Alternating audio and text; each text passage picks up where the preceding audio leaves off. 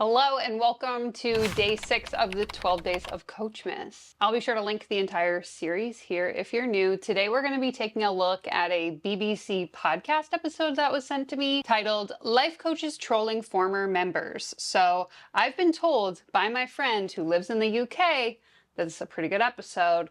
So we're going to go ahead, give it a listen, and I will share my thoughts. Do you ever want to improve your life? Feel more fulfilled? Do you ever feel stuck, like you have big dreams and ideas, but you don't know how to make them happen?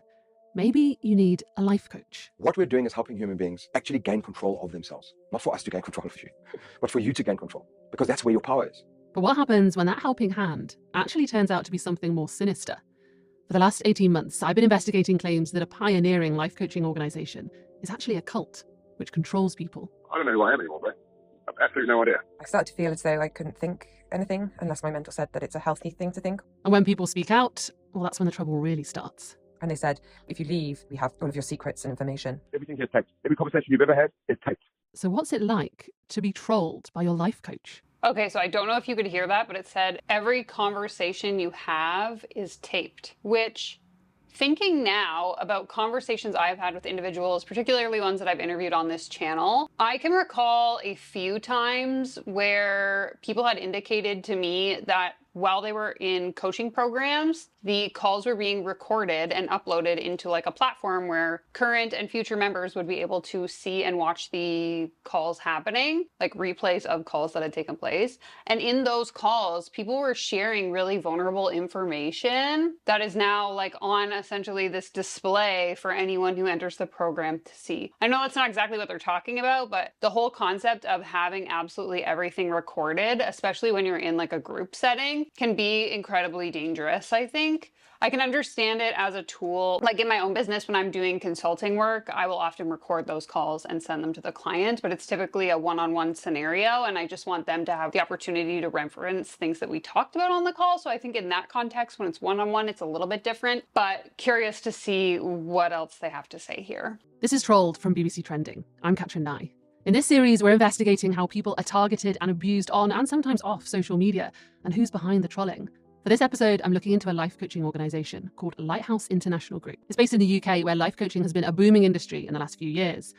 I've been investigating this group for a new podcast called A Very British Cult, and the extreme trolling suffered by former members has turned out to be a huge and utterly devastating part of the story. I will be sure to link this specific episode in the description of the episode video you're watching right now, as well as links to any of the other series if it's available. Because this particular podcast episode came out over a year ago, so I'm not sure if maybe they have that content ready now. Okay, so as I am doing my editing, I have come across an hour-long episode on the BBC titled A Very British Cult. It looks like it's only available in the UK, but I will have it linked in the description. In addition to that, they also did an 8-minute sort of synopsis of that episode, which is available here on YouTube. So I will also make sure to have that in the description. And as I was looking for the Lighthouse International Group logo, I came across their website. And on the homepage of that website, I'll pop a screen recording up right now, they have a link to a YouTube video that they made as a response, I'm assuming, to the BBC article. And I just find it so hilarious. It's titled Exposing the British Broadcasting Cult. So I guess because they got called a cult, they started calling the news outlet a cult, and the whole thing just seems kind of hilarious to me, so I thought I would include it. Lighthouse was set up by a South African businessman called Paul Waugh. It promises to help people realise their dreams and ambitions, but the reality is very different. People who've joined have handed over massive sums of money and are often encouraged to see their friends and family as their enemies. Those who've spoken out have been subjected to online intimidation and even attempts to destroy their careers. Almost every former member I've spoken to describes it as a cult.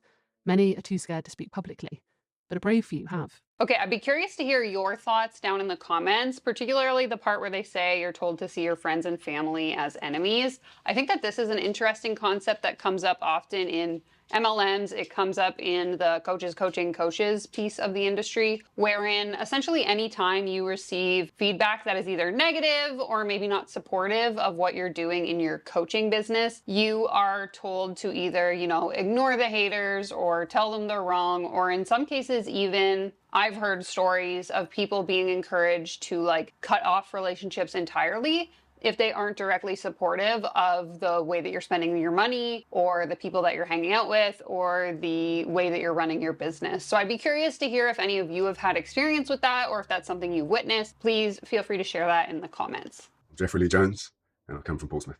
In late 2018, Jeff was working as a boat skipper, helping military personnel learn to sail. He was approaching 30, and there was one challenge he'd always wanted to try.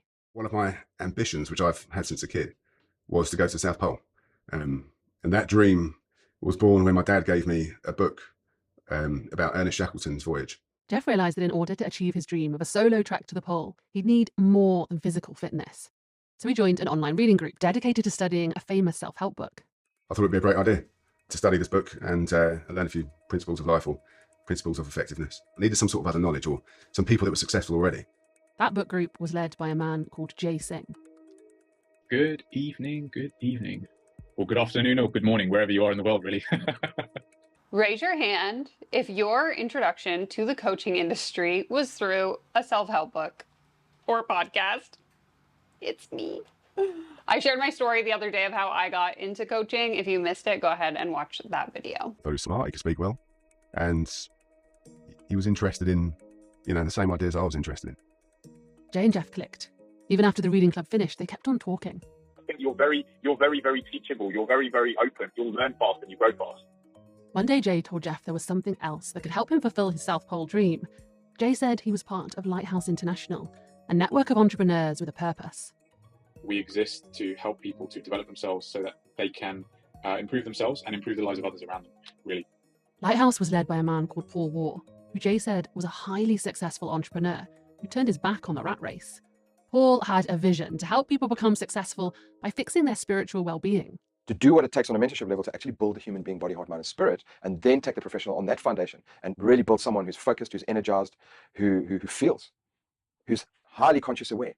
Classic. Highly conscious aware. There is this narrative that I know we've discussed it on live stream. I'm sure I've talked about it in my other videos. This concept of feeling as though you are special or here for a purpose greater than yourself, and that it's your sort of life's calling to become a coach because the world deserves to have access to your gifts and to have access to all of the knowledge that you hold and so on and so on. I mean, this is something that I used to buy into, a narrative that I used to believe in. Super interesting now to see how it's used to manipulate people into buying into, in this case, a coaching cult. But I definitely see it across the industry as a means of getting people to get certified as a coach. They want you to believe that you're special and to feel special so that you will essentially give them money so they can financially benefit, allegedly, in my opinion. Jeff was sold. He paid £10,000, more than $12,000, to sign up to a one-year mentoring program. He and Jay now spoke daily, sometimes for hours. Gradually, conversation drifted into Jeff's personal life. Relationship troubles, his past, his insecurities. Difficult stuff, but the honesty seemed to help Jeff focus. It was brilliant. I was motivated, I was inspired, and I started working hard. I was disciplined, and I just loved that feeling. I thought it was great. A year after joining that initial book club, Jay offered Jeff the chance to get more involved with Lighthouse. Jeff was delighted, even if it did cost him £25,000, more than $30,000.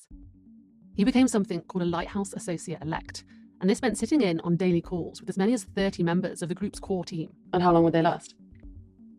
In the beginning, quite short. Within 6 months, they're 5 to 6 hours. Morning. If a war came on, it would finish whenever, 12, 1, 2, 3. When it was about 6 o'clock on one call, 10-hour call. A 10-hour call? Oh my God. Lighthouse is obsessed with recording everything. Every mentoring call and meeting is preserved. That's why you've been able to hear all these calls and conversations. And Jeff and others were tasked with transcribing each daily call. All of Paul Waugh's words of wisdom had to be saved and preserved. Erin was also on those marathon calls. She joined Lighthouse after a difficult divorce, seeking to build a new life. Erin's not her real name, and her words spoken by an actor. It was every day from 7 to 8 in the morning. you need to be listening attentively to in case you had to give feedback on what was being talked about until maybe 1 o'clock. Short break, transcribing. These days could just go on forever. And then the evenings as well, 24/7, complete madness. Jeff and Erin were told Paul Waugh was uniquely enlightened, that they were privileged to be allowed to learn from him. But as they were drawn deeper into Lighthouse, they were left with little time or headspace for anything else. And Lighthouse pushed the idea that the greatest obstacle to people achieving their goals is often their own family and friends. Of course, all families have difficulties. And Lighthouse would find them. Find them in your journal, or find them in your personal mentoring. Find them in your confessions, these group calls. Other people's families were generally destructive, narcissistic, cynical, hateful, controlling. Didn't want to let their family members go, and would sabotage their potential. And they would sabotage Lighthouse as a whole. By now, Jeff's girlfriend Dawn and his family were worried about his behaviour. And the more Dawn asked questions, the more Lighthouse said she was a problem, and the more Jeff started to feel like she was too.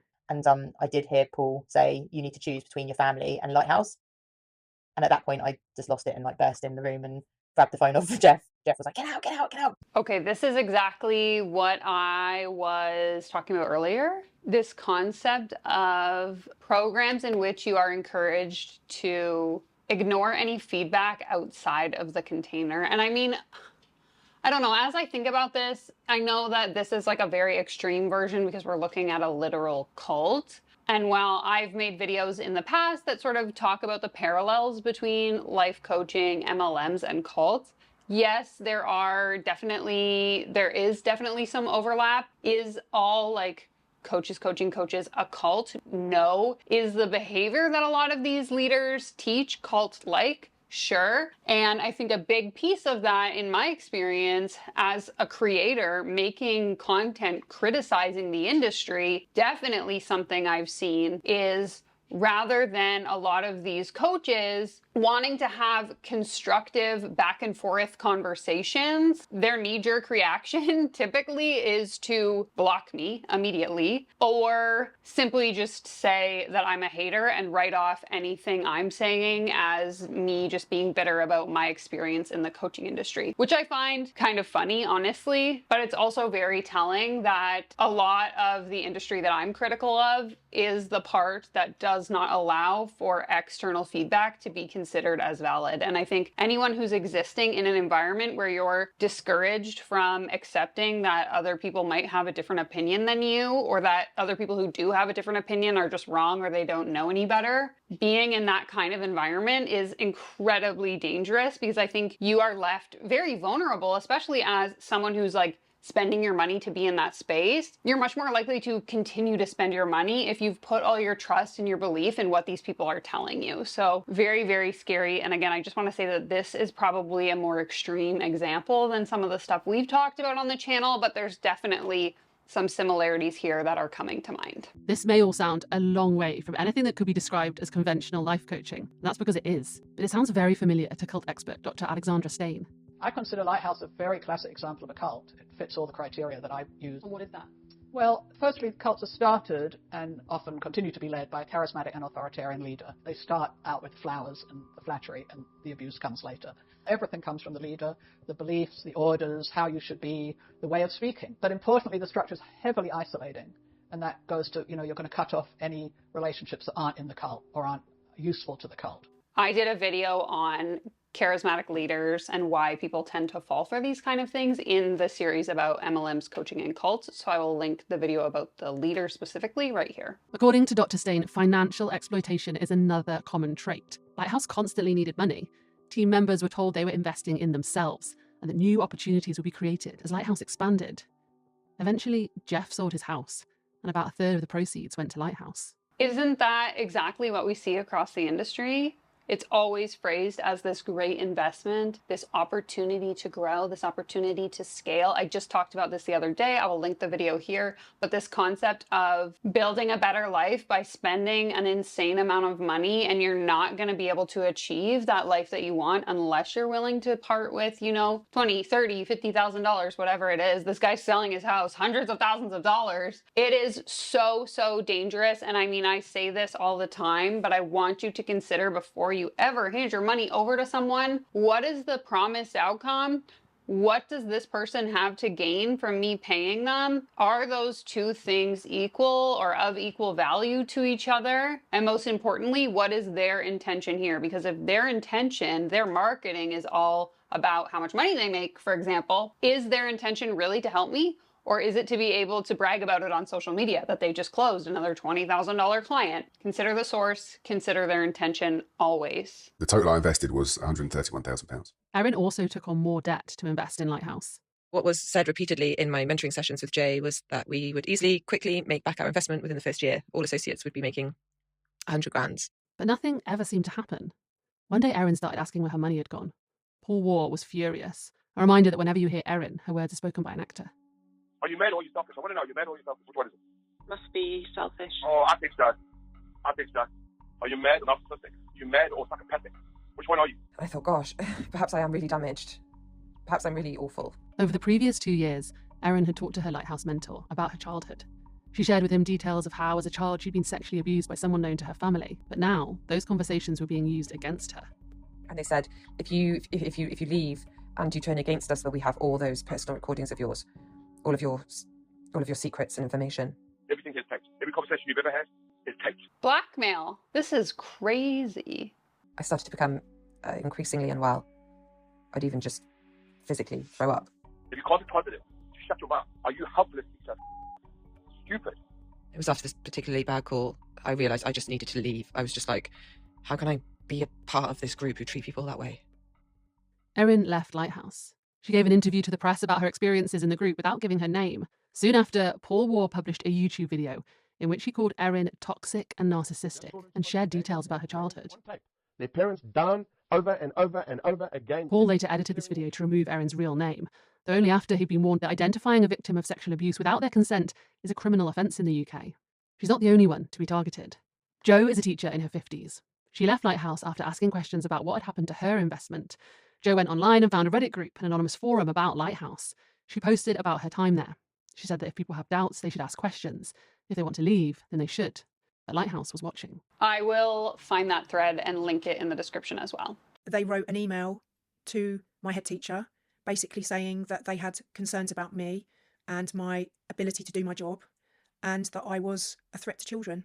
But how did that feel? The fact that it went on for 4 months, it was just horrible. And this is all basically just because you left? Because I left and because I asked questions, because I wrote about my experience on Reddit. Lighthouse also reported Jo to the police. They took no further action, but Lighthouse wrote to her school to say she was under criminal investigation. And then Paul and other Lighthouse members started tweeting at the school. They even threatened to protest outside the gates. At best, the school authorities need to retrain and reform school teacher and internet terrorists. Worse, if necessary, remove her from the classroom. Let's have a look at the reality of how Joanne got into this mess. You warned the school. Where is the safeguarding from Joanne? What is to prevent a psychopath from taking their online work into where they work? I had to remind myself that this all started because Jo joined a life coaching and mentoring organisation to help her career. Now, those very people were trying to destroy it. I feel like the harassment is just going to the next level. It's causing me alarm and distress and fear. I don't know what they're going to do next. I'm actually really scared.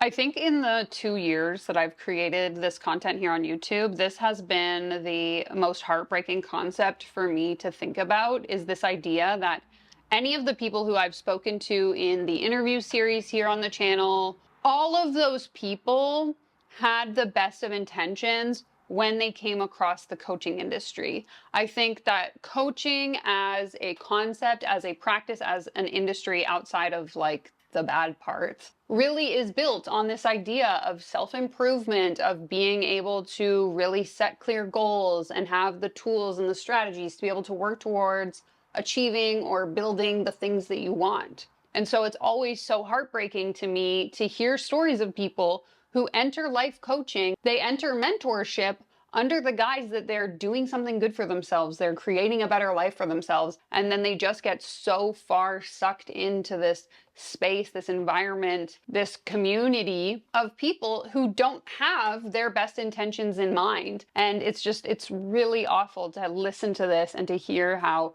They essentially tried to destroy her career simply because she was calling them out on what she felt was not proper behavior, that something was inappropriate, that they didn't uphold their end of the bargain. And it's just really awful, again, that everything is recorded and then they can use that to then blackmail, troll, and harass her. To what end? But Lighthouse say that actually they're the victims, that they're defending themselves from a smear campaign by what they call predatory trolls. Paul War blames former members like Joe and Erin who want undue refunds and toxic relatives and partners of those who are still in the group. They're so full of hatred and so full of hubris, and they've got away with this abuse so long. A group of people that are trying to kill us and murder us here at Lighthouse, they're trying to blacken us.